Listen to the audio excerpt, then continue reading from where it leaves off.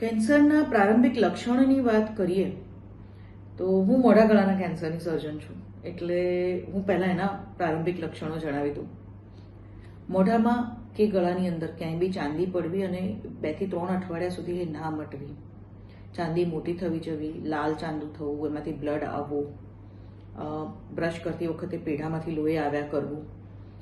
અવાજ બેસી જવો, જીભની મૂવમેન્ટમાં ફેરફાર, ફેસ ઉપર સ્વેલિંગ થઈ જવું, ખાંસીમાં બ્લડ આવવું, ખોરાક ઉતારવામાં તકલીફ પડવી, ખોરાક અટકવો અથવા બોલવામાં તકલીફ પડવી, ગળાના એરિયામાં ક્યાંય બી ગાંઠ દેખાવી, લાલ ગ્રંથિની હોય તો અહીંયા કે અહીંયા આવી શકે, થાઇરોઇડની હોય તો ગળાના મધ્ય ભાગમાં આવી શકે. એટલે આ બધા લક્ષણો જે છે એ કેન્સરના લક્ષણો છે ને આવું કોઈ પણ લક્ષણ દેખાય 2 થી 3 અઠવાડિયાથી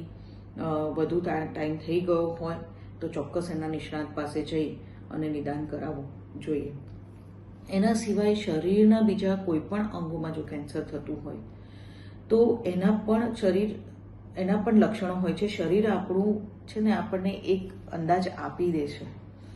શરીર આપણને સામેથી જ પોઈન્ટ આઉટ કરે છે કે ભાઈ અહીંયા ધ્યાન આપો. એટલે એવા કોઈ પણ લક્ષણ કે જે 2 થી 3 અઠવાડિયા સુધી રહે,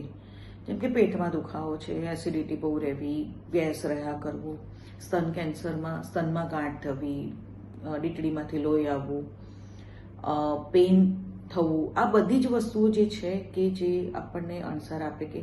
ભાઈ આ 2 થી 3 અઠવાડિયાથી છે અને નિગ્લેક્ટ ના કરાય, કેન્સરના સ્પેશિયાલિસ્ટ પાસે જઈ અને એક વખત ચેકઅપ કરાવી લેવું જોઈએ.